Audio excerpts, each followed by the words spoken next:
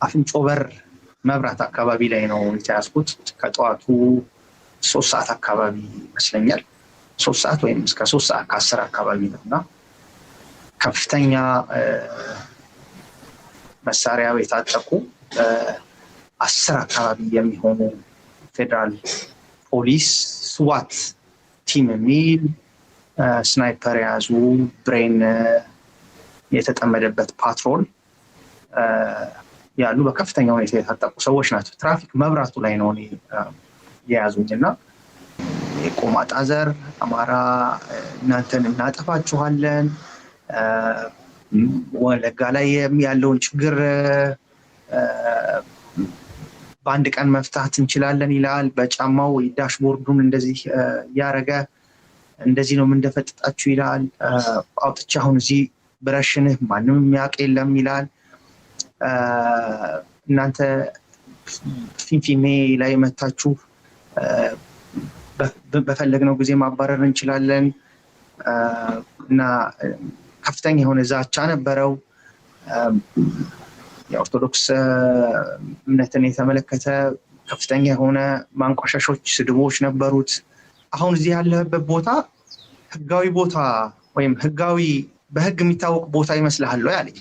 ይሄ ህጋዊ ቦታ አይደለም፣ የህግ ፕሮሲጀር አንከተልም። ስለዚህ ምርመራው ሌሊት ነው የሚጀምረው።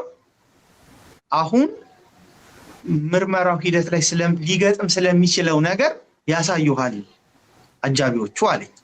በድብደባ ጣታቸው የተነቀለና እጃቸው የተመታ፣ በምርመራው ሂደት እግራቸው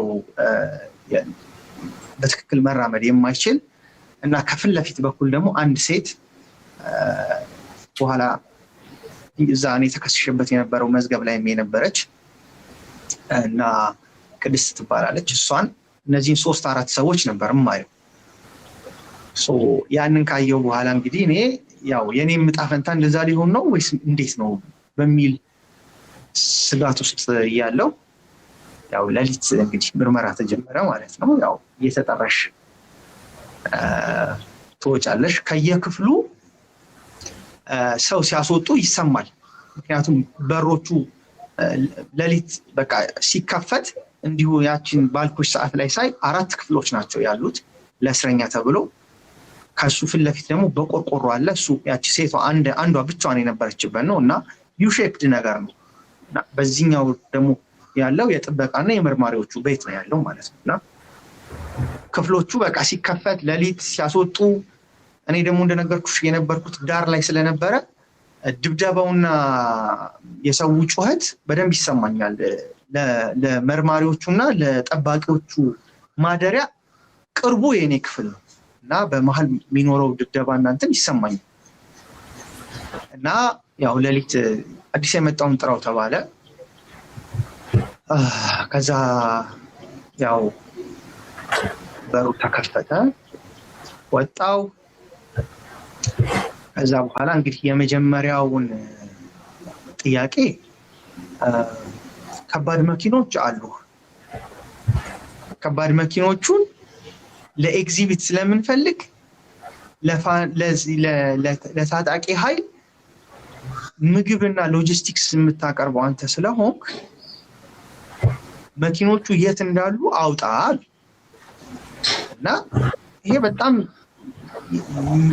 በጭራሽ እኔ ያለኝ አንድ አውቶሞቢል ነው።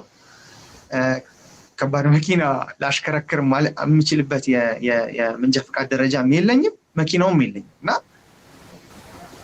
በጣም ነው የደነገጥኩት። ተሳስታችኋል፣ እኔ ከባድ መኪናም የለኝም፣ ከባድ መኪናም የማሽከረክርበት እንትን የለኝም።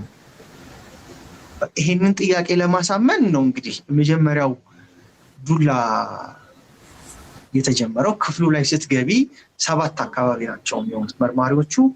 መሳሪያዎች ልክቺ በቀበቶ ነገር እዚች ላይ የምትገባ ሽጉጥ ይዘዋል። ከፍተኛ የሆነ ዱላዎች አሉ። የኤሌክትሪክ ኮርድ አለ።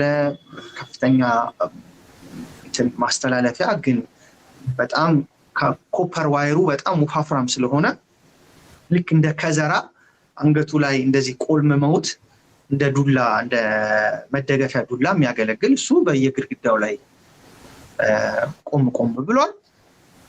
እቺ መደገፊያ የሌላት ወንበር ደግሞ እዛሽ ላይ ነው የምትቀመጨው። ጥያቄውን ትጠየቂያለሽ። ጥያቄውን እንኳን አናላይዝ ማድረግ ሳትጀምሪ ነው በቃ ጥፊው፣ ቦክሱ፣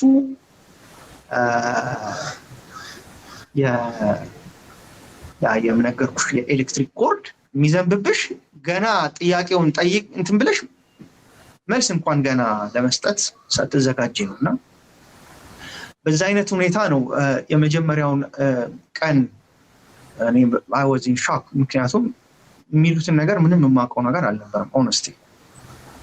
እና ሁለተኛም ቀን ያው በጣም ከተመታሁ በኋላ ወደ ቤት ወደዛች ወደ ክፍል አስገቡን እና ሁለተኛውም ቀን ላይ ተመሳሳይ ጥያቄ ነው የሚጠይቁን። ህዝብን በመንግስት ላይ እንዲነሳሳ ታደርጋለህ፣ የብልጽግና መንግስት ፋሽስት ነው የሚል አመለካከትን ታራምዳለህ፣ አማራ በተለየ ተጎድቷል ብለህ አመጽ እንዲነሳ ትጥራለህ። በወቅቱ ደግሞ አማራ ክልል ላይ ደግሞ ገና እንትኑ እየጀመረ ስለነበር ይሄ ነገር መቀጠል አለበት ብለህ ቅስቀሳ ታደርጋለህ፣ ልዩ ኃይሉ መፍረስ የለበትም ብለህ ስለነበር የሚል ሁኔታዎች ነው ተደራጅተው ግንቦት 18 ከግንቦት 18 በፊት ግን ግንቦት 14 አካባቢ ከዛ ከብቻዬን ካለሁበት የጨለማ ቤት ሌሎችም ሰዎች ተደርገን ፍርድ ቤት እንድንቀርብ ተደረገ ማለት ነው።